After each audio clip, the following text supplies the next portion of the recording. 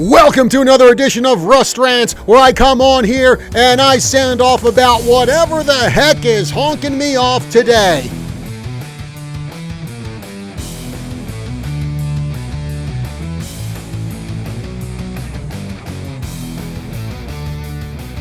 And you know, for the last several weeks on my show, the TriCity Sports Roundup, which airs every Saturday morning at 8:06 Arizona time, here on the News 1490 AM and 103.5 FM and online at KYCA.info. For the last few weeks on that show, I feel like all I've been doing is complaining about athletes who, well, complain.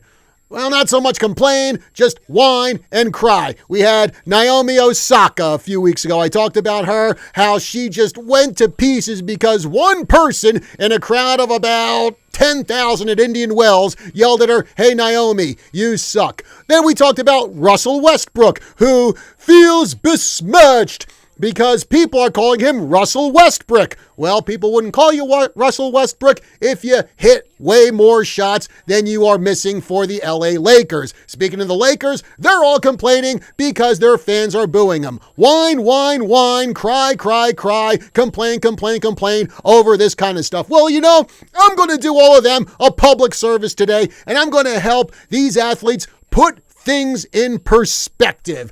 You think it's so bad that fans are booing you or make fun of your name or one person out of 10,000 simply yells, "You suck"? Well, how about this? Let's take a look at someone from the annals of history, a man named Sir Adrian Carton de Weert, who was recently immortalized in a song by one of my favorite metal bands of all time, Sabaton. They just released an album all about World War I, and they honor Sir Adrian Carton de Weert in the song The Unkillable Soldier.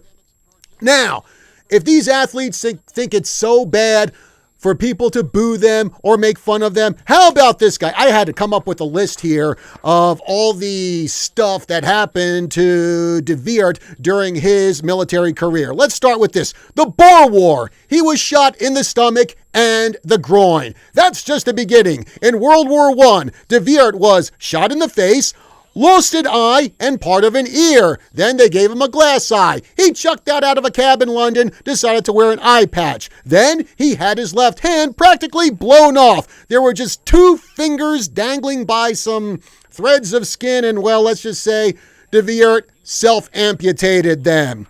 Then in later battles, he was, shot through the skull, shot through the ankle, shot through the hip, and shot through the ear. That's just World War I. Let's go on to World War II. De Weert was in a convoy in Poland that was strafed by the Luftwaffe during the invasion of that country. He survived that. Then he found himself in Norway when the Germans invaded. He escaped after dodging shell fire from enemy destroyers, after being bombed by the Luftwaffe, and also being shot at by advancing infantry. And we're not done there, because de Weert was in a plane a couple years later over the Mediterranean that crashed into the sea.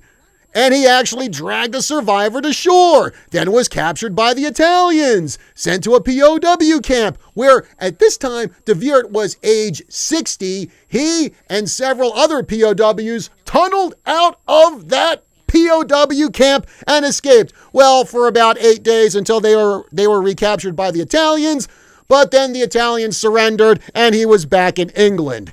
And if you think that, well, this guy must have died during World War II with everything happening to him, nope.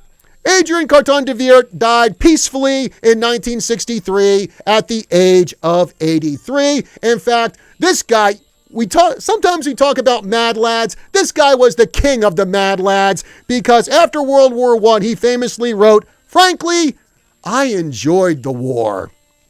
Okay, now I know that war is way, way, way, way different than sports. So let me give you a good example of an athlete who didn't whine and cry when he probably should have, when no one would have got on him for doing that. This is Cleveland Indians pitcher Ray Caldwell. He pitched back during the 19-teens, and on August 24th, 1919, he was pitching for his new club, the Cleveland Indians, who were taking on the Philadelphia A's. Well, a storm came through the stadium, and lightning hit the field. and it zapped Caldwell and knocked him on his back.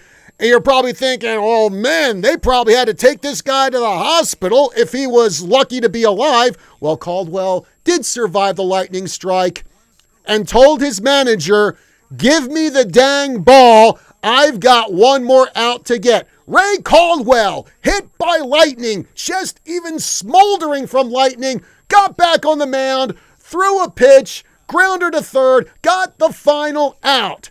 And he didn't shed a tear when most people, I wouldn't blame him for shedding a tear if they were hit by lightning, so long as they survive. So there you have it. Ray Caldwell gets hit by lightning, gets back up, and finishes pitching the game for a complete game victory. Now, if a guy like Ray Caldwell can deal with that without crying, if Sir Adrian Carton de Weert can deal with the 200 injuries or what the heck ever he got during his service in 3 wars, then I think athletes like Naomi Osaka, Russell Westbrook, and the Los Angeles Lakers can deal with a few insults that get tossed their way, because some people yelling at you that you suck or calling you Russell Westbrook is not as bad as being hit by lightning or having pretty much half your body shot off like Sir Adrian Carton de Weert. Well, that's my rant for today, folks. Have yourselves a good one. Time for me to go calm down. I'll see you next time.